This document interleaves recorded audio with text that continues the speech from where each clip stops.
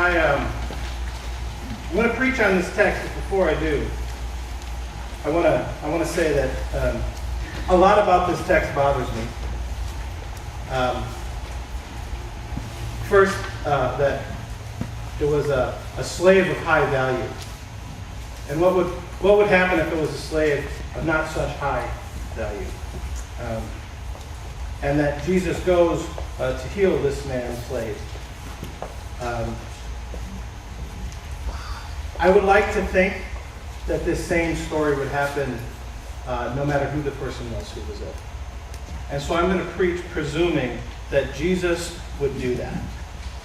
That that's the God we know. And so this story, this man sends some people, they send some Jewish people to Jesus asking for Jesus to come and heal this man. And they say, Jesus, you really should do it because he is worthy. You should do it because he deserves it. You should do it because he's a good guy. And I think when we start talking about who is worthy and who isn't worthy, it's a very dangerous thing. It's a very dangerous thing. Now, sometimes in life, things are just black and white. Sometimes in life, you are either worthy or you're not. You've either earned it or you haven't.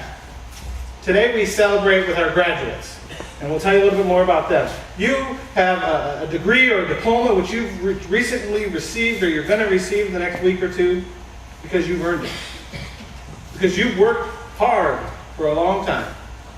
You did homework, and you paid attention, and you passed the classes, and you have earned your degree. You have earned your diploma. And so you have earned it. You are worthy.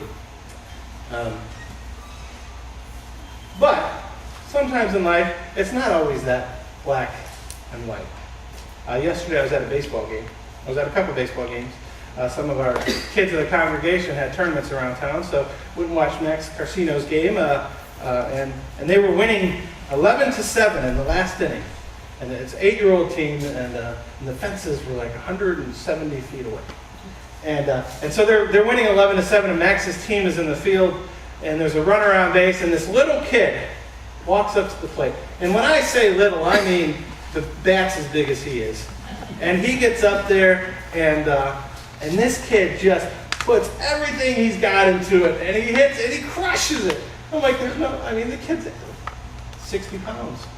I thought, well, I wonder if he could play on a softball team. He just crushes it. And it's going, and it starts in fair territory, and it's curving foul. And it's way over the fence. I mean, this kid hit this ball a long, stinking way. And the ump, I think I had the best view. I think the three of us, Patty and Michelle, and we're right on the line, and this ball is hooking, and it's one of those that could have gone either way. I think it was foul. And the ump called it foul. But this kid is running around the bases, and he's so excited, And I'm like, there's this moment where the ump is looking, and I'm like, just give it to him. I know we wanted Max's team to win, and we're glad Max's team did win. And I think he would have won either way. But I just wanted to give it to the kid. I mean, the look on the kid's face, I just hit it over the fence. And then the look on his face when he heard it was foul. I played a lot of baseball growing up. Where I played, though, we didn't have a lot of fences. It was just open field. And so I hit, a number of home runs. When I was bigger than everybody when I was little. And I just hit it, and I just, go as fast as I can around the bases. But there were a few games that we played with a fence, and I never hit one over the fence. I hit the fence a number of times. I would hit the fence and get a single. I always wanted, and in softball I've hit the ball over the fence a number of times, and there's nothing like the home run trot. It's just, you get to take as long as you want around the bases, and you can dance a little, and who knows if that kid's ever going to get a chance again. I'm sure next year when they move up, the fences are going to be further, and you just never know. And I thought, just give it to him. But the truth is, he wasn't deserving of a home run because the ball was foul. So some things in life aren't quite black and white, and sometimes you have to put it in other people's hands. And sometimes we put it in God's hands. And that's scary when we start talking for God about who is worthy and who isn't. This week on Tuesday, we went up to Oklahoma and we took thank you so much for filling our trailer. It was fantastic to take that up there.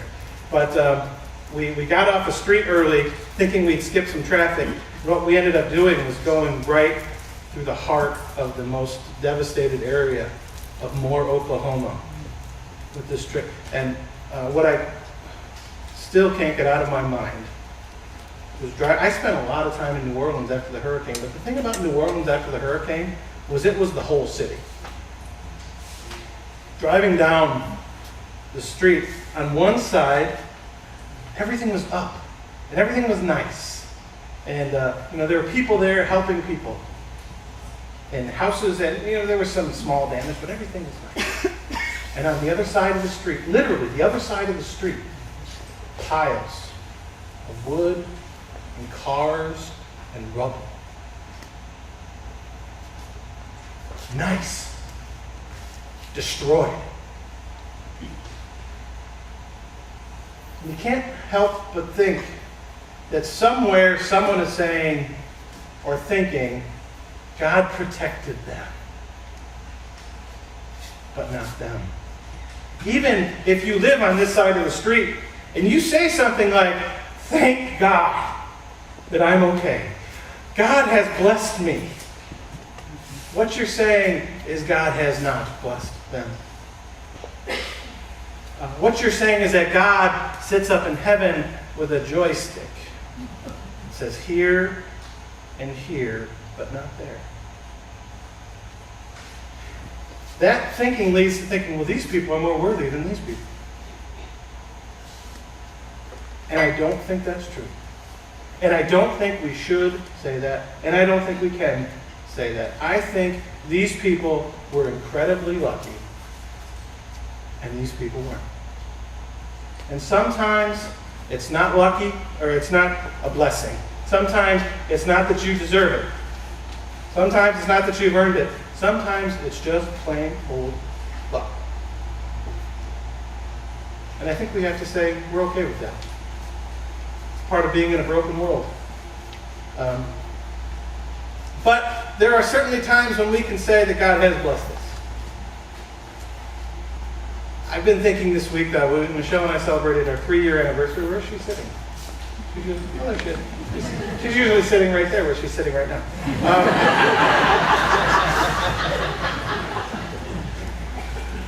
The last 3 years have been very, very, very good to me.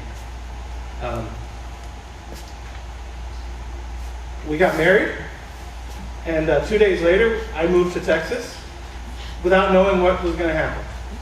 And we showed up, and a few weeks later, Abiding Grace happened. Met with a few of you, about a half a dozen of you, one night in the living room on July, early part of July. And then we had a worship service, and and you know the story. We started with nothing. And people said, it's not going to work. FYI, it's not going to work. We had no funding. We didn't even have a pastor.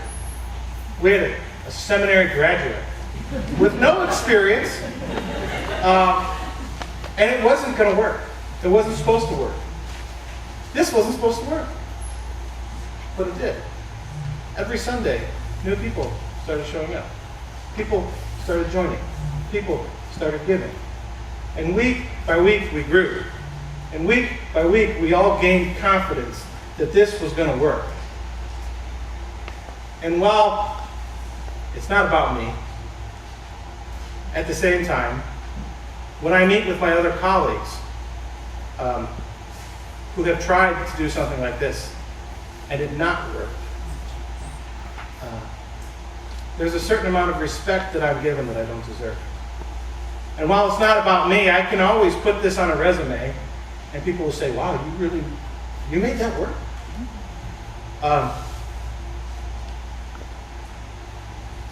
And the only thing that I can think is that I am incredibly undeserving and unworthy to have something like this happen in my career.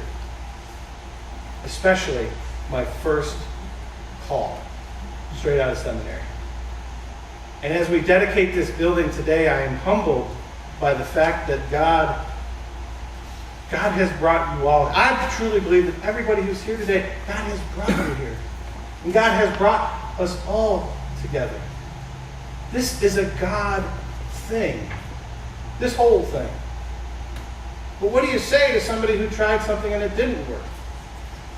Well, God wanted mine to work more than yours. I don't know what to say to that. But I can't look at this and not think that God did something here that is holy, and God continues to do something here that is holy. But I think it goes to the centurion who meets Jesus and says, I'm not worthy. They may have said that I am worthy, but I am not worthy. Let others say that you are worthy. But if you ever come face to face with Christ, the only thing you can say is, I'm not worthy. We are not worthy. None of this have we earned or deserved, but yet God has given it to us. God has given it to us. Now, just give it to him. Just give it to him. He doesn't deserve it, but just give it to him. God says, I just give it to you. This building, this property, through angels, God has said, I'm just giving it to you. Our forgiveness, God says, I am just giving it to you. Our salvation, God has said, I'm just giving it to you. I am blessing you. And I think I figured out how we can define a blessing. How we can actually look at a blessing and say, that is of God. When God says, you know what? It's for everybody. Not for you and not for you, but just for you. That's not a blessing. When God says it is for everybody. Forgiveness is for everybody. This church is for everybody. Even people who get in an accident on Carol. And salvation is for everybody. But it's not a gift just to hold on to. It's a gift to share. And so today we celebrate. But we celebrate what we've done and what God has done through us, knowing that there is so much more to do. And that God has chosen us to do that through. There is a community here who needs to know that God loves them. And it's our job. And we're going to do it. And God is going to do it through us. And as amazed as we are right now, looking back at the last 3 years, the future is even more exciting than that. Amen.